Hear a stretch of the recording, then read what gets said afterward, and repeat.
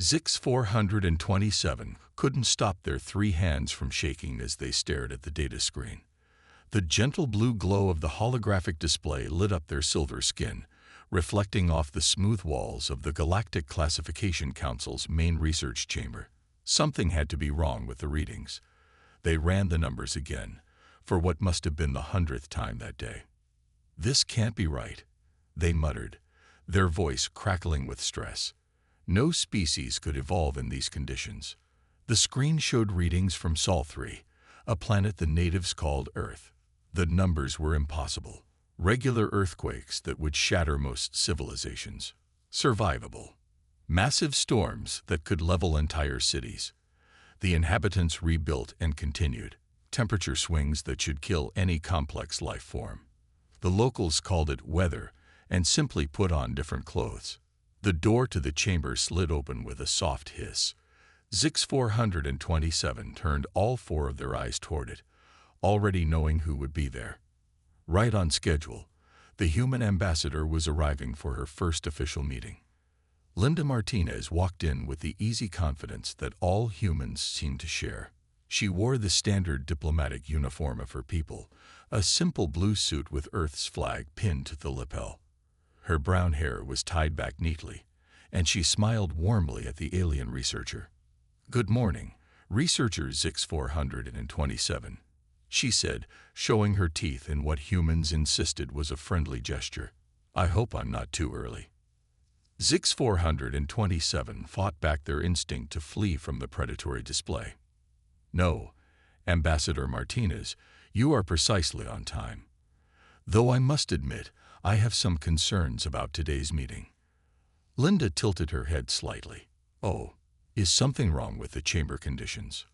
"Wrong? No, they are set to standard council specifications. 1 atmosphere of pressure, temperature at galactic standard comfort level, and gravity at 1.1 times Earth normal." Zix 427 paused, their secondary breathing bladder inflating with anxiety. "That's actually what concerns me. These conditions should be extremely uncomfortable for you." Linda looked around the room and shrugged.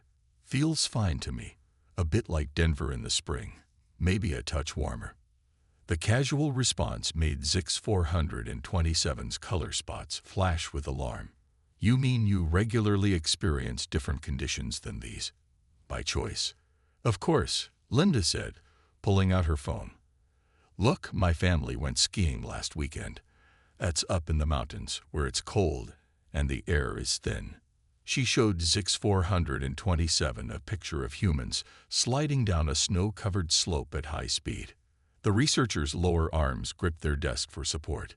You intentionally went to a place with low oxygen and freezing temperatures. For entertainment. Well, yeah, it's fun." Linda put her phone away. "My brother likes it even more extreme. He goes ice climbing. That's where you use special tools to climb up frozen waterfalls." Zix 427 felt their consciousness wavering. They quickly pressed a button on their desk, and a second researcher hurried in. "Please escort Ambassador Martinez to the main council chamber," Zix 427 said weakly. "I need to update my report immediately." As Linda left with the other researcher, Zix 427 turned back to their screen. With trembling fingers, they began to type. "UPDATRE, Sol 3, classification. Previous models insufficient. Species demonstrates unprecedented environmental adaptation capabilities. Subjects not only survive but actively seek out conditions lethal to 92% of known sentient species. Recommend immediate creation of new classification category. Evidence suggests current inhabitants of Sol 3, humans, have evolved beyond all known survival parameters. They consider lethal conditions inconvenient, at worst, and disturbingly often pursue dangerous conditions as recreation. Traditional 1 to 10 scale of planetary habitability cannot apply. Preliminary suggestion. Creation of new Class 13 category specifically for Sol 3 and its inhabitants. Note, This researcher recommends immediate review of all defensive protocols. Any species that views survival in these conditions as routine must be approached with extreme caution. Senior researcher Zix-427. As they sent the report, Zix-427 could hear excited voices from the council chamber. They knew that in a few minutes, they would have to go in there and explain to the Galactic Council why Earth needed its own classification category. They just hoped the council members were sitting down when they heard about humans going swimming in frozen lakes for fun. Chief Scientist Krell's tentacles twisted nervously as their ship entered Earth's orbit. After the shocking report from researcher Zix-427, the Galactic Council had demanded a full investigation of this Deathworld and its inhabitants. The massive research vessel, designed to withstand extreme conditions, hung in space like a silver teardrop above the blue planet. Are all safety protocols in place?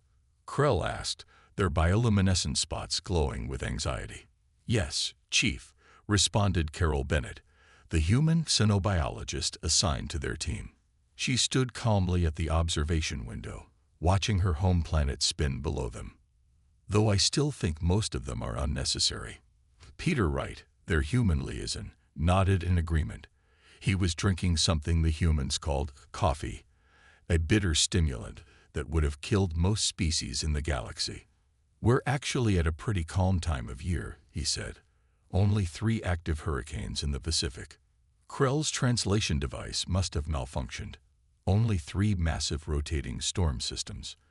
And this is calm. Oh yeah. Peter took another sip of his drink. You should see it during peak season. That's when it gets interesting. The alien scientists in the room all shifted uncomfortably.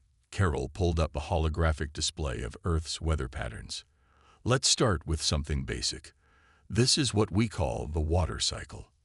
For the next hour, she explained how Earth's weather systems worked. The aliens watched in horror as she casually described tornadoes, flash floods, and thunderstorms as regular occurrences.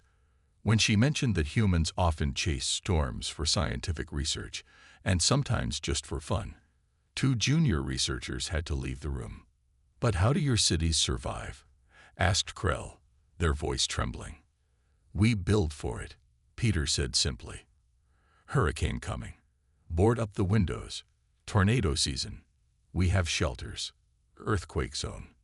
Engineering solutions. Humans are pretty good at adapting. Carol pulled up another display, this one showing various human activities. We should probably talk about recreation next. The images showed humans jumping out of perfectly good aircraft, diving into deep ocean waters, climbing sheer rock faces, and racing vehicles at deadly speeds. Each new picture caused more distress among the alien researchers. This can't be representative of normal human behavior, Krell protested weakly. Well, not everyone does extreme sports, Carol admitted. Some people prefer calmer activities. Thank the stars, Krell said, relieved. Like running marathons, or playing full-contact sports, or eating extremely spicy foods that cause physical pain, Peter added helpfully. A young researcher in the back fainted. Should we tell them about how humans used to hunt by literally chasing prey until it collapsed from exhaustion? Carol whispered to Peter. Maybe save persistence hunting for day 2, Peter whispered back. I don't think their stress bladders can take much more today. Krell struggled to maintain their professional composure. I think we have enough initial data. I need to prepare my preliminary report. Later that night, in their private quarters, Krell wrote, Day 1 of Earth investigation. Initial findings exceed worst expectations. Humans not only survive in conditions that would kill most species, but they deliberately seek out additional dangers for entertainment. Their young practice survival skills through activities called sports, many of which involve deliberate collision or risk of injury. Most disturbing discovery, humans are persistently expanding their territory into even more hostile environments. They have settlements in frozen wastelands, scorching deserts, and depths of the ocean. They are actively planning colonization of Mars, a planet even less habitable than Earth. Personal note, Request immediate reassignment to safer research project, perhaps studying plasma storms or active supernovas. Chief Scientist Krell. As Krell finished their report, an alert sounded through the ship. They rushed to the bridge, only to find the human crew members calmly watching a massive electrical storm over the Pacific Ocean. Beautiful light show, Peter commented, as lightning bolts bigger than buildings split the sky below. Krell decided then and there that their next research project would definitely involve something less terrifying, like explosive stellar phenomena. At least stars had the decency to be predictable in their deadliness. The Grand Chamber of the Galactic Council had never been so chaotic. Representatives from 1,000 worlds argued loudly, their voices echoing off the crystal dome above. The emergency meeting about Earth's classification had been going on for 6 hours, and they were no closer to a decision. Order, order in the council, shouted High Counselor Vex, their crystalline form flashing with multicolored lights of frustration. The chamber gradually fell silent. We will hear from the human representative now. Maria Garcia walked to the center of the chamber. She was a mountain climber who had scaled Earth's highest peaks, and the council had requested her testimony. She smiled at the gathered aliens, causing several to flinch at the display of teeth. "Thank you for having me," she said, activating her presentation hologram. "I'm here to talk about my experiences climbing Mount Everest." The first image showed the mountain's peak, wrapped in clouds and snow. This is the highest point on Earth that can be climbed without spacecraft. The temperature at the top is usually around -40 degrees, and the air has only 1/3 the oxygen we need to breathe. A representative from a warm weather world raised their appendage. Why would anyone go to such a place? Maria's eyes lit up. Because it's there. It's one of the greatest challenges a climber can face. "You mean?" The representative's translator crackled with disbelief. "You go there on purpose." "Of course. Let me show you some pictures from my last climb." For the next 20 minutes, Maria enthusiastically described the dangers of climbing Everest. She talked about the death zone, avalanches, and hidden crevasses as if they were minor inconveniences. When she mentioned that her team had to wait out a blizzard at 26,000 feet, 3 council members fainted. "And here's the best part," Maria said, showing a picture of herself at the summit. "The view is worth every step." High Counselor Vex's crystal structure vibrated with stress. "Thank you, Ms. Garcia. You may step down." As Maria left the chamber, the debate resumed with new intensity. "We cannot classify Earth on our normal scale," declared the representative from Thor 7, a paradise world. "Their normal conditions would kill most species. But they're thriving," argued another. "They build cities in deserts, in frozen wastelands, even in areas with regular volcanic activity. Did you see the data about their oceans?" A third voice chimed in. "They have creatures bigger than our spacecraft, and humans go swimming with them for fun." The debate raged on. Some wanted to classify Earth as uninhabitable, despite the obvious evidence of human civilization. Others suggested creating multiple categories to account for Earth's various extreme environments. Finally, High Counselor Vex had enough. Silence. Their crystalline form pulsed with bright light, demanding attention. "We have spent enough time arguing. We will vote on the following proposal. Earth will be classified as a Class 13 Deathworld, the first of its kind." "But what about the scale?" someone asked. "It only goes to 10. Then we will make it go higher," Vex stated firmly. "The humans have already broken every other rule we had. We might as well break our classification system too." The vote was unanimous. As the council members filed out of the chamber, many were still shaking their heads in disbelief. One stopped to look at a final image Maria had left displayed. A group of human children playing in something called snow, laughing as they threw frozen water at each other. They start training their young for extreme conditions from an early age, the council member muttered. "Truly remarkable and terrifying." In her office nearby, Maria was already planning her next expedition. The council's reaction to mountain climbing had been fun, But she wondered how they'd respond when they learned about free diving, base jumping, and volcano boarding. She made a note to include those in her next presentation. After all, someone had to show the galaxy that Class 13 was just the beginning of what humans could handle. The Galactic Military Command Center buzzed with nervous energy. Today, they would witness a demonstration of human combat capabilities by Admiral Ryan Cooper of the Earth Defense Force.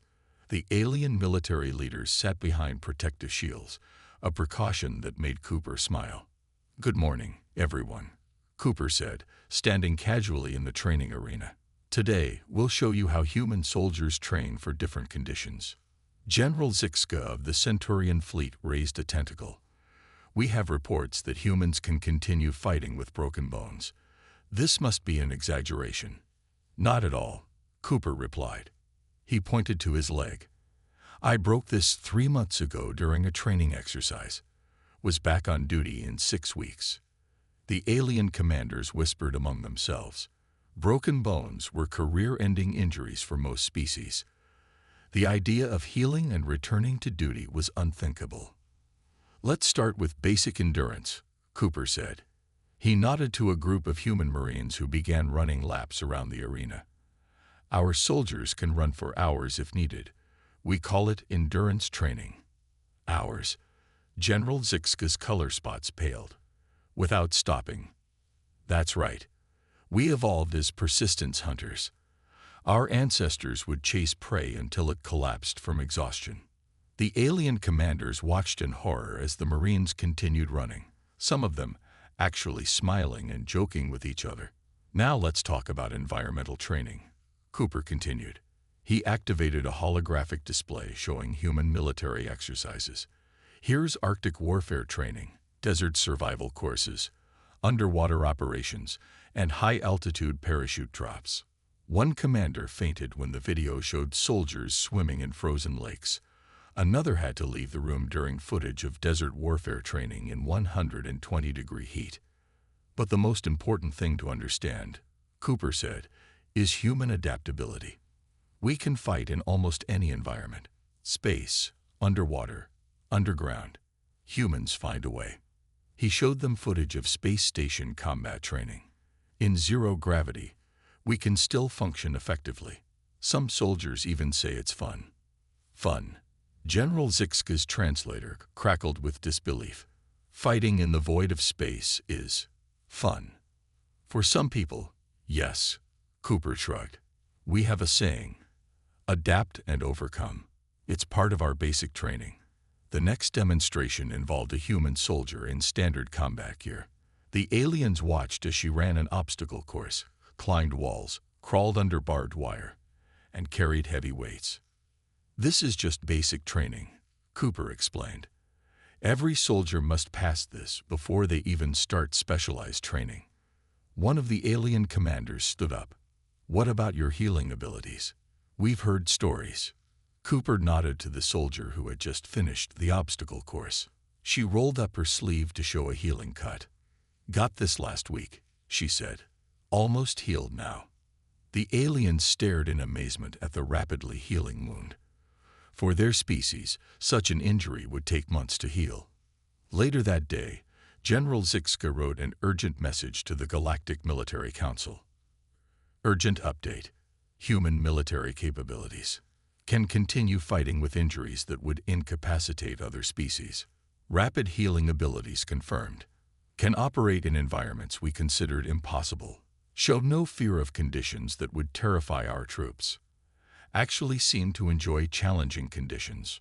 Recommendation: immediate revision of all combat protocols. Traditional military doctrine useless against species that views lethal conditions as training opportunities. Personal note: request immediate budget increase for defensive technologies. We cannot match their physical capabilities. Must focus on technological advantages. General Zixka, Centurion Fleet Command." In his office, Admiral Cooper reviewed the day's events with satisfaction. He hadn't even shown them the really impressive stuff yet. Wait until they learned about human special forces or saw footage of Navy SEALs training. He made a note to prepare a gentler presentation for next time. They'd had enough fainting aliens for one day. Susan Taylor stood in the middle of the Galactic Cultural Exchange Center's main hall, surrounded by worried alien medical staff. She had just eaten something called phylaxian fruit that was supposed to be deadly poisonous to most species. To her, it just tasted like a spicy orange. "How are you still standing?" asked Dr. Xith, the head of Xenobiology. All 6 of their eyes were fixed on their medical scanner. "That fruit has enough toxins to kill 3 mature centaurians." Susan shrugged. "It's pretty tasty, actually. Reminds me of the ghost peppers I grow in my garden." "Ghost peppers?" another doctor asked, their antenna twitching nervously. "Oh yeah, they're super spicy plants we eat for fun. Want to try one?" Susan reached for her lunch bag. "No," all the doctors shouted at once. The cultural exchange program had been running for 3 weeks, and the medical wing was already overwhelmed. Humans were proving immune to several deadly alien diseases, could eat toxic foods, and survived in atmospheres that should have been lethal. In another part of the center, the alien participants were having their own crisis. They watched in horror as videos from Earth showed humans swimming in the ocean. But there are giant predators in there, playing with animals that could kill them. You keep deadly hunters as pets, and eating things that caused physical pain. How does this hot sauce not classified as a weapon? Dr. Xith called an emergency meeting of the exchange program board. The large conference room was packed with concerned administrators and medical staff. "We need to completely rewrite our safety protocols," Dr. Xith announced. "Nothing in our current guidelines accounts for humans." A holographic screen showed clips from the past 3 weeks. Susan going for a jog in triple normal gravity. "It's like running uphill, great workout." Another human delegate drinking coffee after being warned it was toxic. "Can I get a refill?" A third human suggesting they should add fun activities, like skydiving, to the program. "The humans are not trying to cause problems," Dr. Xith explained. "They simply do not register danger the way other species do." In the back of the room, Susan raised her hand. "I have a suggestion. Why don't we create separate safety guidelines for different species? What's dangerous for one might be perfectly fine for another." The room fell silent. Such a simple solution, yet no one had thought of it. They had always assumed that what was lethal for one species would be lethal for all. "But what about shared spaces?" someone asked. "How do we make them safe for everyone?" "We already do that on Earth," Susan explained. "We have different sections in our zoos for animals that need different environments. We could do something similar here." The board members looked at each other. It was so logical when she put it that way. Later that day, Dr. Xith wrote in their official report, "Cultural Exchange Program Update. Human immunity to common toxic substances confirmed. Ability to survive in lethal environments verified. Show no natural fear of predators or dangerous situations. Actually seek out physically challenging activities.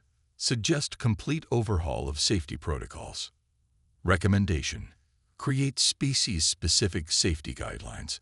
Accept that human definition of safe differs from galactic standard. Personal note: requesting immediate installation of reinforced observation windows. Humans keep suggesting extreme sports demonstrations." Dr. Xith, head of Xenobiology.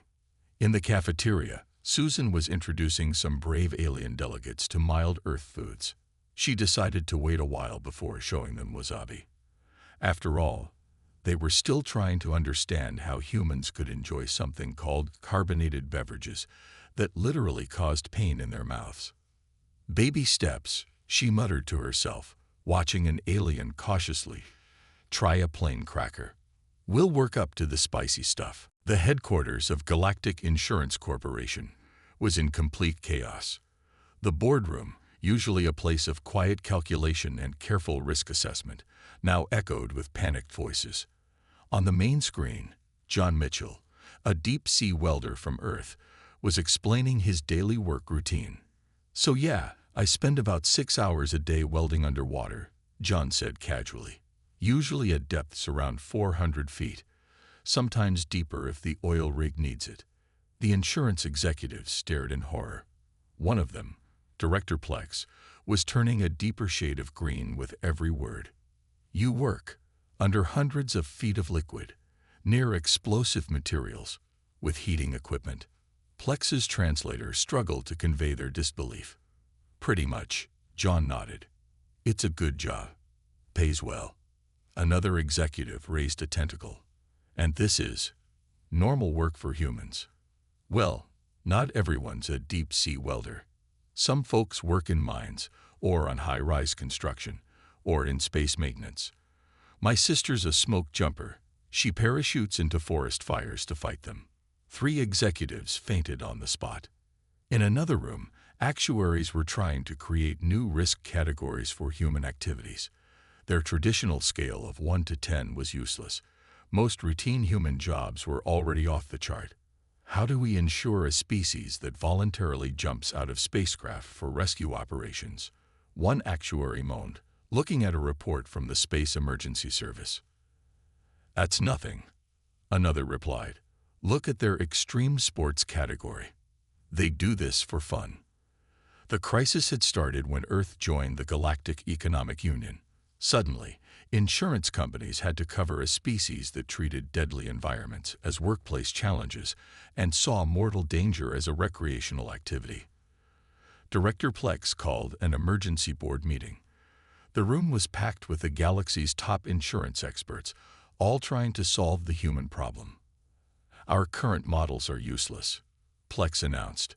We need a completely new approach.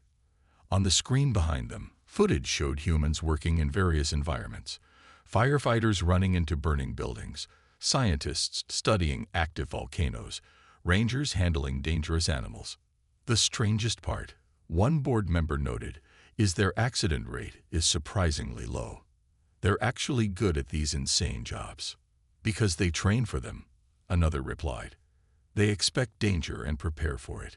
It's the opposite of how other species think.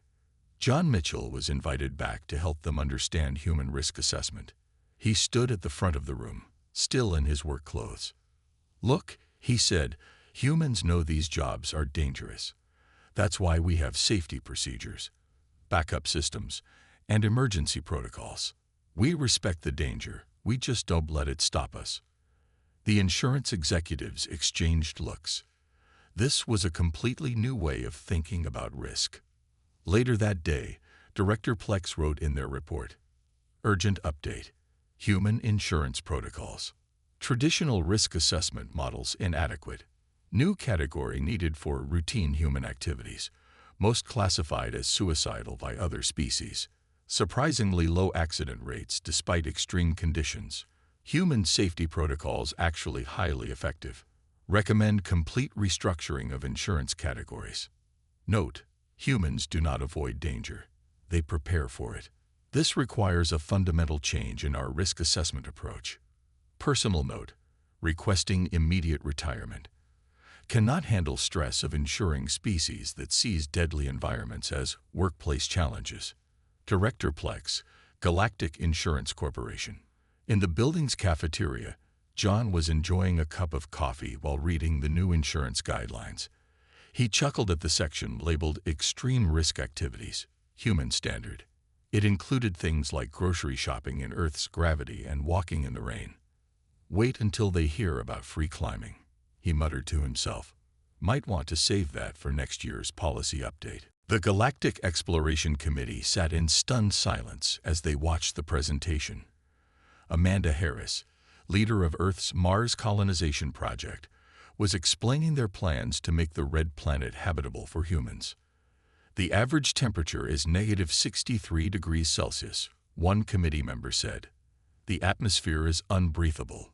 There are deadly dust storms. And you want to live there. Amanda smiled. That's right. We're already building the first permanent settlements.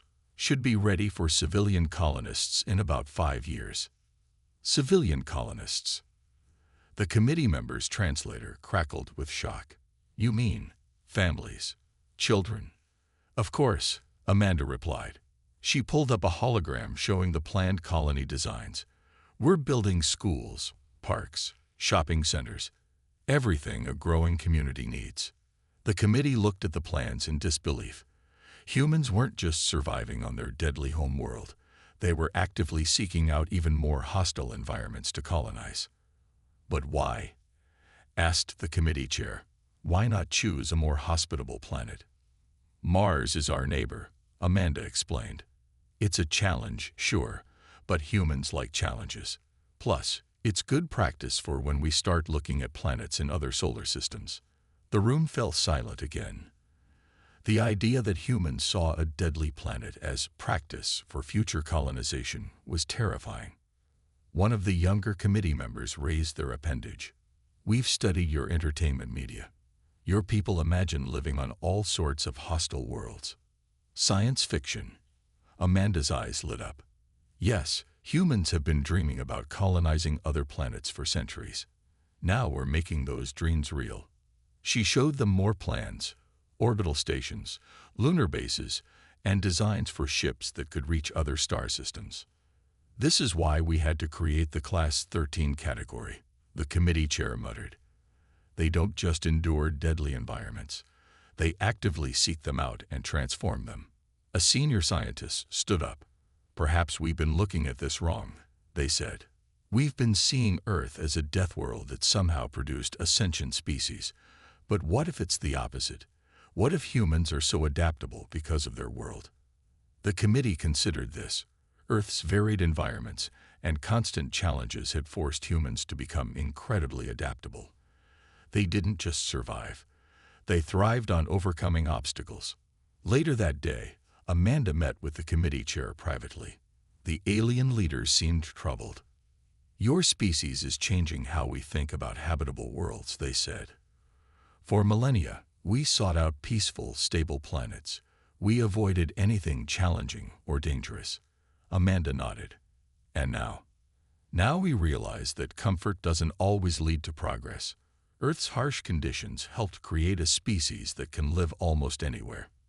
The chair wrote their final report. Galactic Exploration Update. Human colonization plans exceed all previous expansion models. Show ability to adapt and transform hostile environments.